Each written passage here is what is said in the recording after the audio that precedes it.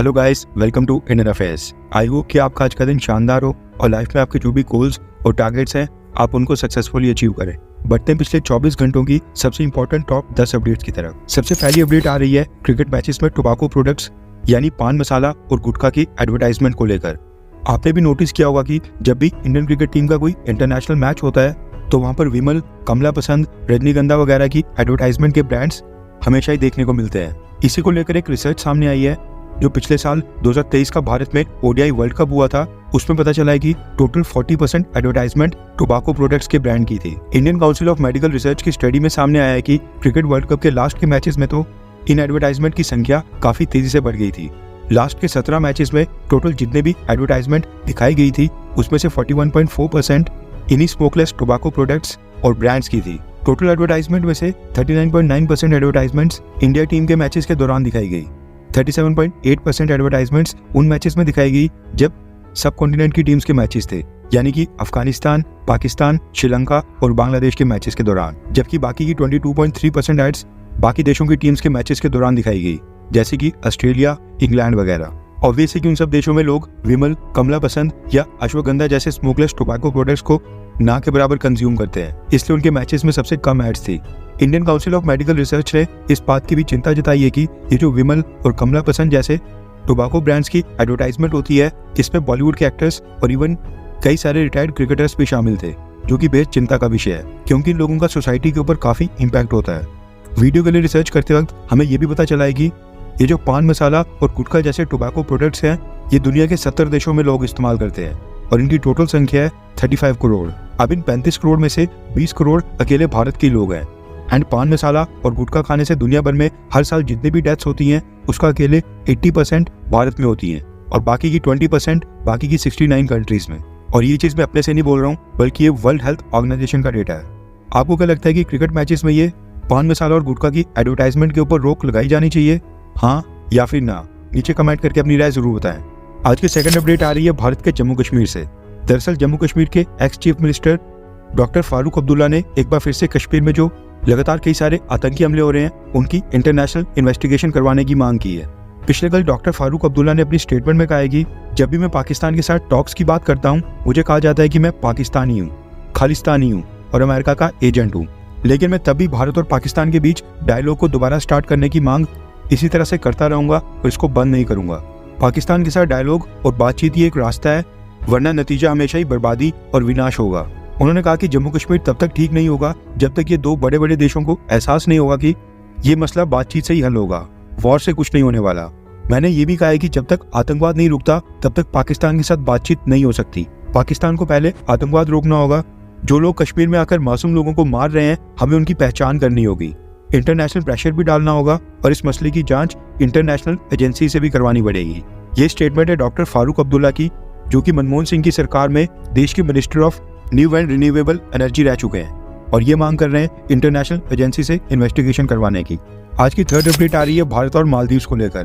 दरअसल मालदीव्स में जो भारत का हाई कमीशन है उसने ये जानकारी दी है कि भारत की सरकार ने मालदीव्स में 65 की संख्या में वहां पर कम्युनिटी डेवलपमेंट प्रोजेक्ट्स के लिए $23 मिलियन की फंडिंग की है। इनमें से 47 projects high impact community development project हैं, जिनमें से 8 का काम कंप्लीट हो गया है।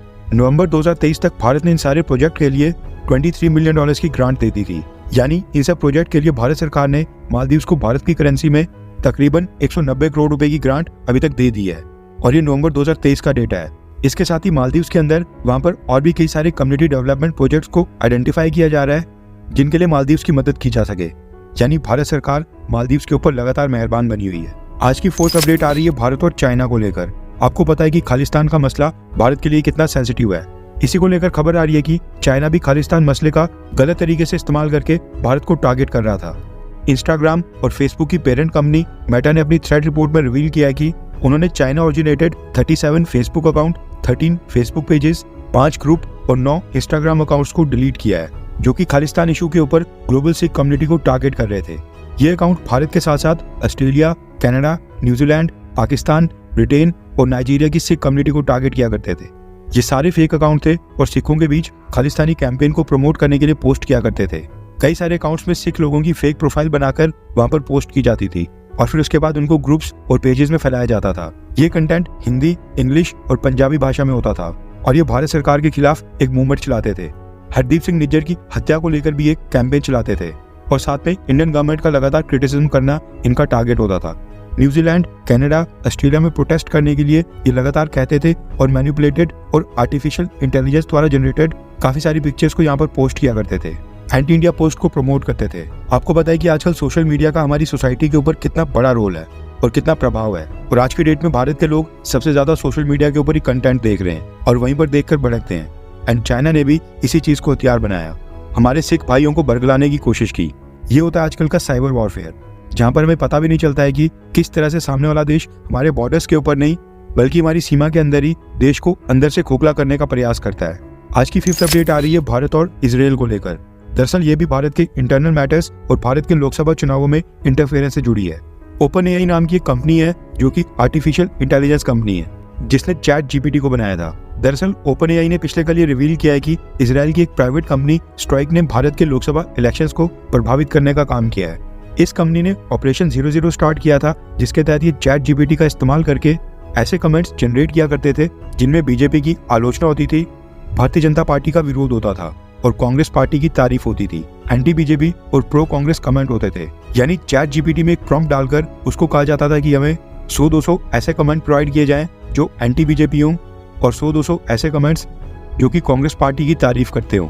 फिर उसके बाद ये सारे कमेंट्स उठाकर अलग अलग सोशल मीडिया की साइट्स जैसे कि Facebook, YouTube, Instagram, Twitter, WhatsApp, इनके कमेंट बॉक्स में जाकर वहां पर पोस्ट किए जाते थे। अब होता क्या है कि जब एक पर्सन कई सारे सेम कमेंट्स करे तो ये सारी सोशल मीडिया वेबसाइट्स अकाउंट को ही ब्लॉक या डिलीट कर देती हैं या फिर उन कमेंट्स को पब्लिश ही नहीं करती हैं, और इन सब के एल्गोरिदम आज की डेट में काफी स्ट्रिक्ट हो गए हैं। इसलिए इजराइल की ये स्ट्राइक कंपनी क्या करती थी, चैट जीपीटी की मदद से प्रॉम्प्ट डालकर अलग अलग कमेंट्स को वहां पर जनरेट करती थी और उसके बाद फिर बिना पढ़े आंखें बंद करके धड़ाधड़ कॉपी पेस्ट किया जाता था। ओपन एआई ने अपनी रिपोर्ट में स्पेसिफिकली कहा है कि ये सारे कमेंट्स एंटी बीजेपी यानी बीजेपी विरोधी हुआ करते थे और इनमें कांग्रेस पार्टी की तारीफ हुआ करती थी। आप सोचिए कि भारतीय जनता पार्टी और प्राइम मिनिस्टर नरेंद्र मोदी को हराने के पीछे कितने देशों ने कोशिश की है। एंड ये तो चाइना और इजराइल का केस किसी भी तरह हमारे सामने आ गया, वरना आप सोचिए कि कितने कोवर्ट ऑपरेशन और कैंपेन्स ऐसे होंगे जिनके बारे में अभी पब्लिक डोमेन में इंफॉर्मेशन आई नहीं है। कंपनी ने कहा है कि ये ट्रेंड अर्ली मई महीने में स्टार्ट हुआ था और उन्होंने ये पता लगते ही 24 घंटों के अंदर ही इसके ऊपर कार्रवाई करते हुए इस ऑपरेशन के ऊपर रोक लगा दी थी मई स्टार्टिंग। और ये चीज अब जाकर सामने आ रही है जब देश में आज लास्ट फेज की वोटिंग हो रही है और 2 दिन के बाद रिजल्ट आना है। यानी इन इलेक्शंस में भी इस प्रोपेगेंडा से बीजेपी पार्टी को काफी नुकसान हुआ होगा, लेकिन उसके बावजूद 4 जून को जो रिजल्ट आने हैं वो अपने आप में काफी इंटरेस्टिंग होंगे। आपको क्या लगता है कि लोकसभा चुनावों के रिजल्ट में बीजेपी पार्टी को कितनी सीटें मिलेंगी? क्या 400 पार हो पाएगा, हाँ या ना? नीचे कमेंट करके अपनी राय जरूर बताएं। आज की 6th अपडेट आ रही है भारत की जीडीपी को लेकर। ये तो खैर आपको कई सारे सोर्सेज से पता भी चल गई होगी।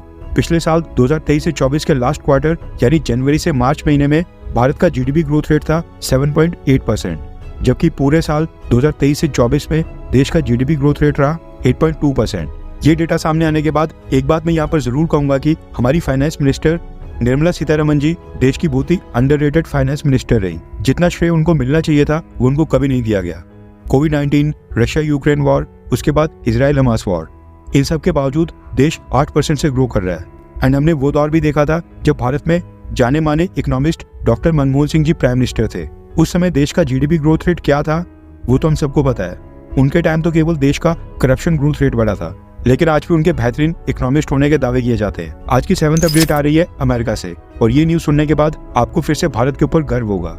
दरअसल अमेरिका में हर साल एक स्पेलिंग कंपटीशन होता है और इस साल का 96th national spelling bee competition Indian origin के भारत साल के भृगत सोमा ने जीता है, जिसको आप लाल तिलक के साथ अपनी स्क्रीन के ऊपर देख रहे हैं। इस कंपटीशन में जजेस कोई वर्ड बोलते हैं और कंटेस्टेंट को उसकी स्पेलिंग कम समय के अंदर बोलनी होती है। टाई ब्रेकर के बाद भृगत सोमा ने 90 सेकंड्स के अंदर 29 वर्ड्स को स्पेल किया था। इस तरह के इवेंट में जब भी कोई भारतीय ओरिजिन का कंटेस्टेंट जीतता है तो इससे अमेरिका और वेस्टर्न देशों में इंडिया के लिए रिस्पेक्ट और भी ज्यादा बढ़ जाती है और इससे भारत की सॉफ्ट पावर भी कई गुना बढ़ती है। आज की 8th अपडेट आ रही है भारत में फ्राइट मूवमेंट को लेकर, यानी जो सामान और गुड्स भारत में एक जगह से दूसरी जगह पर ट्रांसपोर्ट होता है उसके लिए कौन से मोड का इस्तेमाल किया जाता है उसको लेकर। 2024 के लेटेस्ट डेटा के मुताबिक भारत में सबसे ज्यादा फ्राइट मूवमेंट होती है रोड से, लगभग 66%। रोड के बाद 2nd नंबर के ऊपर है रेलवे, और रेलवे से भी 31% फ्लाइट मूवमेंट होती है। रेलवे का शेयर पिछले कुछ सालों से लगातार बढ़ रहा है क्योंकि सरकार का इंटरेस्ट इसमें अब काफी बढ़ रहा है। थर्ड नंबर के ऊपर 3% फ्लाइट मूवमेंट होती है शिप्स के थ्रू और केवल 1% होती है बाय एयर यानी कि फ्लाइट्स के थ्रू। आज की 9th अपडेट आ रही है साल 2023 के टॉप 5 क्रूड ऑयल प्रोड्यूसर देशों को लेकर। रिपोर्ट के मुताबिक पिछले साल पूरी दुनिया में जितना भी क्रूड ऑयल प्रोड्यूस किया गया था उसका 22% अकेले अमेरिका ने किया था। अमेरिका पिछले साल 2023 का क्रूड ऑयल का सबसे बड़ा प्रोड्यूसर देश था। सेकंड नंबर के ऊपर 11% क्रूड ऑयल प्रोड्यूस किया था सऊदी अरब ने।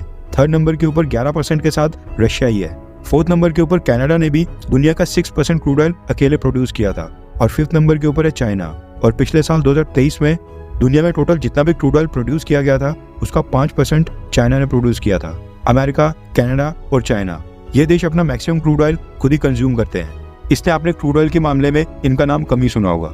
आज की 10th अपडेट आ रही है रिजर्व बैंक ऑफ इंडिया को लेकर। दरअसल रशिया यूक्रेन वॉर के बाद आपने देखा होगा कि किस तरह से अमेरिका और उसके वेस्टर्न एलाइज ने रशिया के सारे एसेट्स को सीज कर दिया था। ऐसे में दूसरे देशों के बैंक्स के वॉल्ट में गोल्ड रखने का अपने आप में एक बहुत ही बड़ा रिस्क होता है। खबर आ रही है कि भारत ने भी अब अपना 100 टन गोल्ड यानी कि 1 लाख kg गोल्ड जो कि ब्रिटेन के सेंट्रल बैंक के वॉल्ट में था उसको शिफ्ट करके भारत वापस ला लिया है।